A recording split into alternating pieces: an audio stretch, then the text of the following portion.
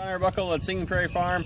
We're going to talk just a little bit more about how to get pigs to live on greens.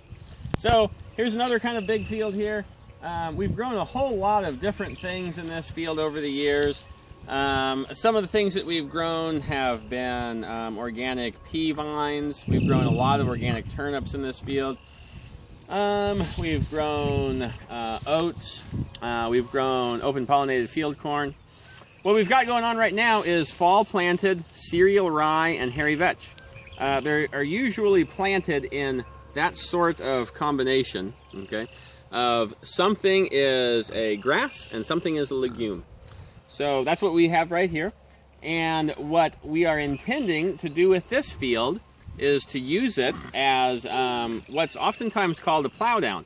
Only in our case, we're not going to be doing any plowing. So we're going to terminate the crop with a roller crimper, which is kind of like a giant rolling pin, and we're going to drag it with horses because we do everything around here only with horses. This is a non-mechanized farm.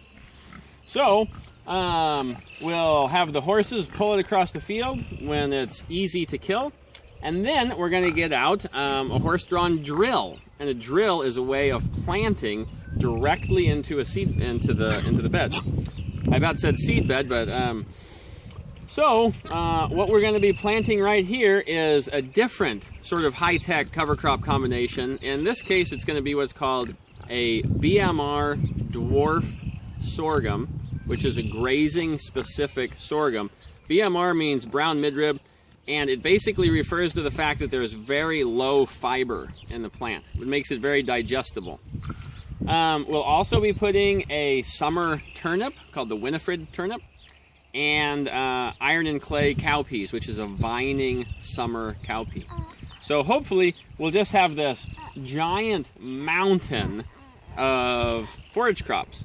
We'll have, you know, some sorghum, which kind of looks like corn, just ever so slightly like corn, and then that should be planted sort of sparsely, but then tons and tons of vining cowpeas climbing up it. And we're going to do that without tillage this year. So it's going to happen with the roller crimper to kill it, followed by a drill to drill directly into it. Leaving it all on the surface, leaving all of that green matter on the surface, is doing a lot to increase our soil fertility for next year. For example, it'll create a microclimate where the microorganisms in the soil, such as fungus and bacteria, and to another extent earthworms, will be able to participate in nutrient cycling, which is really the engine that drives soil fertility.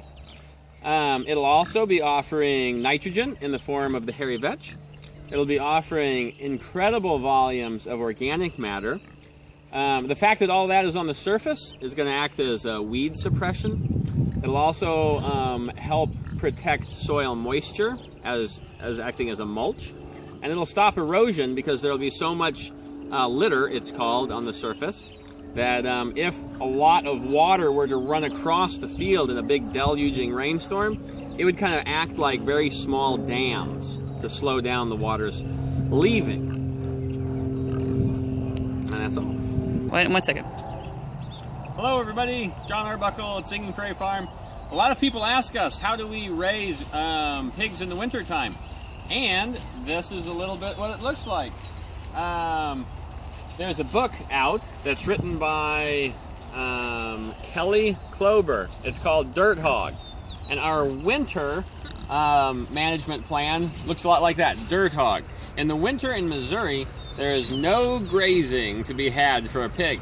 So we create what I call a sacrifice pasture. So this is the definition of a sacrifice pasture. There is not a blade of grass in there.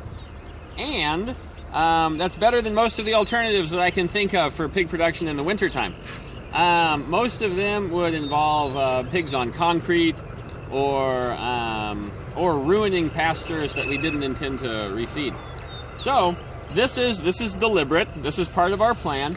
These pigs have set back the grass that was growing there, which was fescue, which was not particularly helpful to a pig's growth, and they have fertilized the field incredibly well.